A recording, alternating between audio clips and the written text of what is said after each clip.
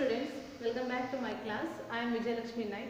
Today we will be learning class 8th history chapter 1, how, when and where. Students, in class 6th you have studied about the ancient Indian history. There basically we have studied about hunter-gatherers and how new kingdoms and dynasties arose. We have also studied about the great rulers and emperors like Ashoka, Chandragupta Maurya, all. And in class 7th standard, we have studied about the medieval Indian history, which starts from 700 AD to 750 AD. There we have studied about Delhi Sultans, Mughal Emperor, and how the Bhakti movement started all. Now, this year we are going to study about the modern Indian history. So, the entire class 8th history is all about how the British rule established all over in India, how they have control over Indian economy and society, how they have brought the changes in customs, values, taste and tradition of India, and about the national movement. Students, first let us understand how important are dates.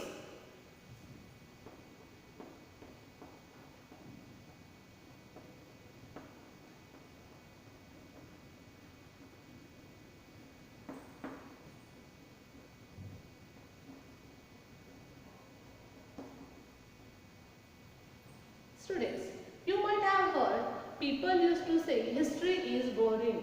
It is all about memorizing dates. Whenever we read history, we find so many dates and it is very much difficult to remember all those dates. Students, there was a time when historians were fascinated with the dates. There were heated debates about the dates on which rulers were crowned or the battles were fought. So history was just like a synonyms with the dates. But later in history, certainly that changes occur over time. It is all about finding out how the things were in the past and how they have changed. It is comparison about past and present. Here we talk about before and after. See children, early in the morning, when your father reads newspaper sipping on his cup of tea, numerous questions rises in your mind. Say for example, when did people begin to drink tea? And how the people came to know the things or the news before the newspapers began to be printed, right? But actually students, the people did not begin drinking tea one particular day or one fine day. They have developed a taste for it over time. So there can be no particular date or fine clear date for this process. Similarly, we cannot fix a single date when the British rule established in India or the national movement started or the changes took place in Indian economy and society. So all these things happen over the stretch of time. So we have an approximate period. So we can refer only a span of time. So then why do we continue to associate history with a string of dates, right? It has a reason. There was a time when history was an account of battles and big events. It is all about rulers and their policies. So historians wrote about rulers and their policies. So they wrote about the rulers and about their policies. They wrote about the year a king was crowned, the year he married, the year he had a child, the year he fought a particular war, the year he had died, and the year the next ruler succeeded to the throne. So for events such as these specific dates can be determined, and in history such as these debates about the dates continue to be important. Then next, which day? But one more thing we have to remember here students, you might have observed in your history textbook of past 2 years, now the historians started to write about the host of other issues. Say for example, when people began, what kind of the food they have produced and ate, then how the cities developed, how the markets came up. So then how the cultures changed, all those things, right? So here now the historians started to write about the new issues, right? The next point is which dates.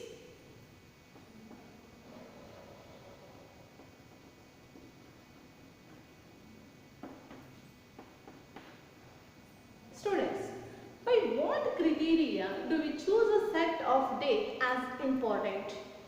See children, all the historical dates are not important. So here we give the importance only for the events, not for the dates. Say for example, in history which is written by the British historians, they have given the importance for the all their British rulers. So the rule of each and Governor General was important. So this history began with the first Governor General Warren Hastings in 1773.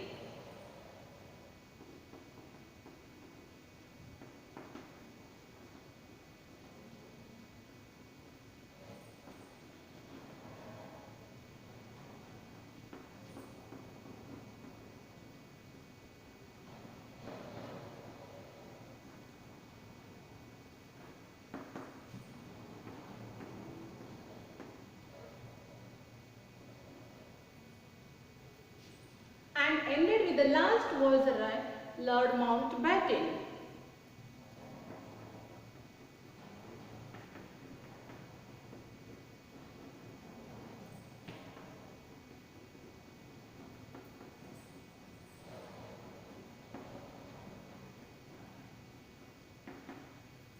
So the history which is written by the British historians, so this began with the first Governor General Warren Hastings and ended with the last viceroy Lord Mountbatten.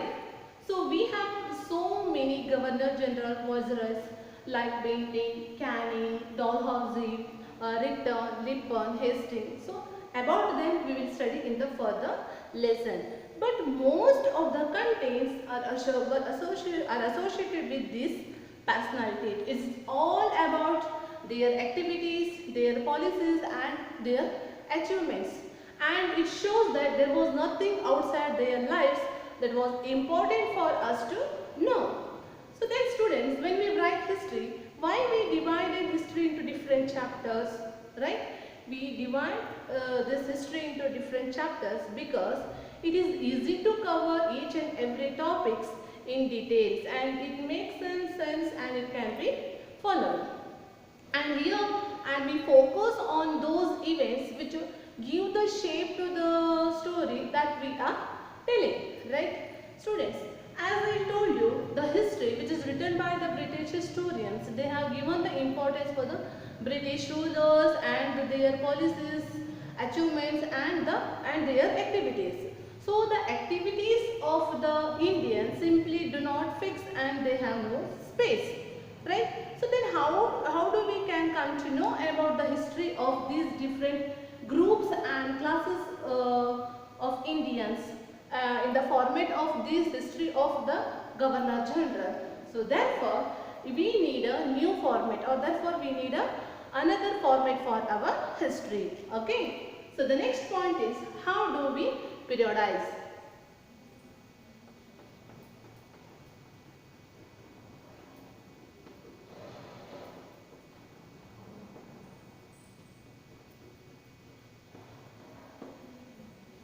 Students, in 1817, James Mill, a Scottish economist and political philosopher.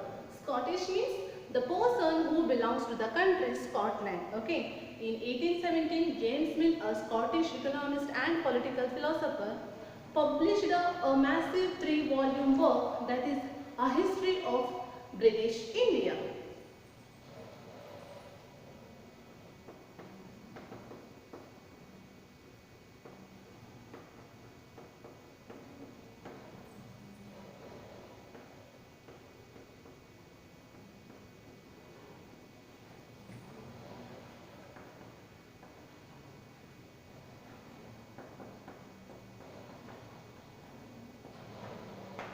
Okay, in 1817, James Mill published a 3-volume work, that is A History of British India. In this, he divided Indian history into three periods: Hindu, Muslim and British.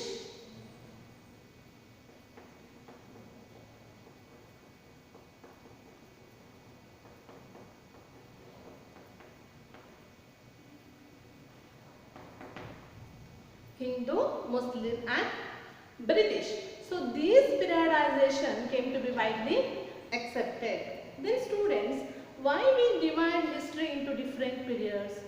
We divide history into different periods because to capture the characteristics of times and to know the significance changes from one period to the next periods. Okay. So come to the point. James Mill, he divided Indian history into three periods: Hindu, Muslim and British. Right? According to him, according to James Mill, all the Asian societies were at a lower level civilized than the Europe country. Okay, all the Asian societies were at a lower level civilized than the Europe. And he also said that before British came to India, Hindu and Muslim rulers ruled in India. So religious intolerance, caste taboos, superstitious practices were dominate the social life, and there were the discrimination on the basis of the caste. And James Mill felt that British rule could civilize India.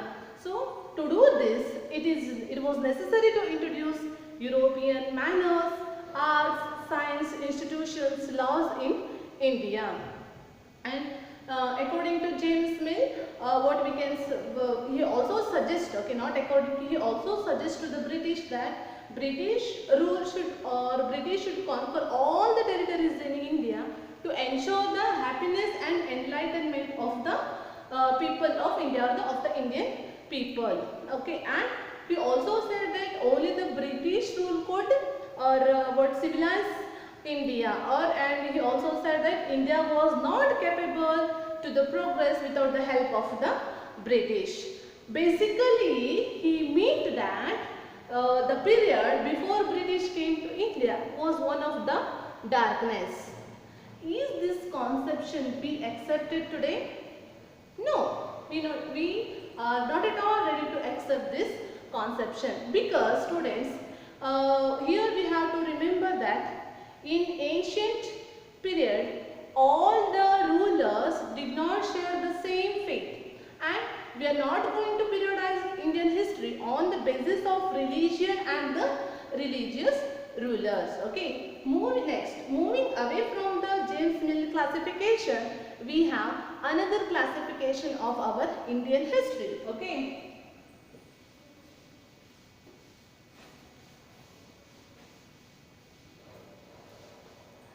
Historians divided Indian history into three periods: ancient, medieval and modern.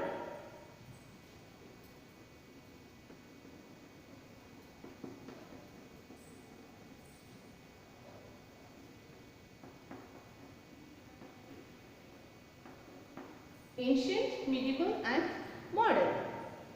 So these periodization or this classification too has its own problem, because this classification is borrowed from the West, where the modern period was associated with the force of all associated with the growth of all the force of modernity, science, reason, liberty, equality, freedom, all. So this classification says that there was what we can see in the medieval period, the modernity was not exist. Okay, this period or this classification says that in the medieval period the modernity was not exist.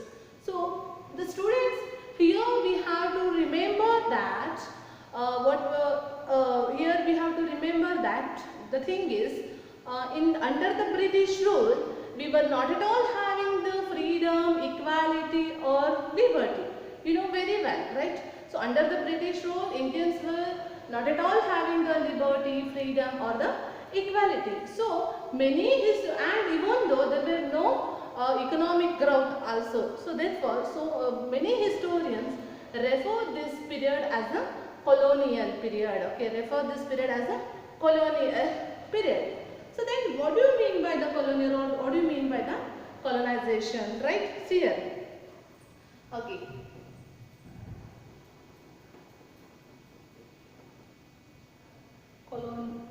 Colonial, right? See students, British came to India for the trading purpose. So when the British rule established all over in India by subjugating local Nawabas and Rajas, they have started to control what we can say that they have started to control what Indian economy and society. They have brought their policies, they have brought their what we can rules and regulation in India, and they have started to collect the revenue to meet all their expenses, and they have also started to produce the crops which they needed to export. So they have also brought the changes in taste, values, customs and practices of India. So here we can say that completely British rule started to control over Indian economy, society, politically, everywhere they started to control, right? So when the subjugation of one country by another leads these kinds of the political, economical, culture and society changes, this process we known as the colonization. Clear? So British, they have started to control Indian economy and society, and they have brought their rules and regulation in India. They have also brought the changes in Indian, they have also brought the changes of customs, value, taste and tradition of India. Okay, this process we known as the colonization. Okay, we'll end the class here and we'll meet in the next class. I hope you have understood this topic very well. Let's meet in the next class. Bye and have a nice day.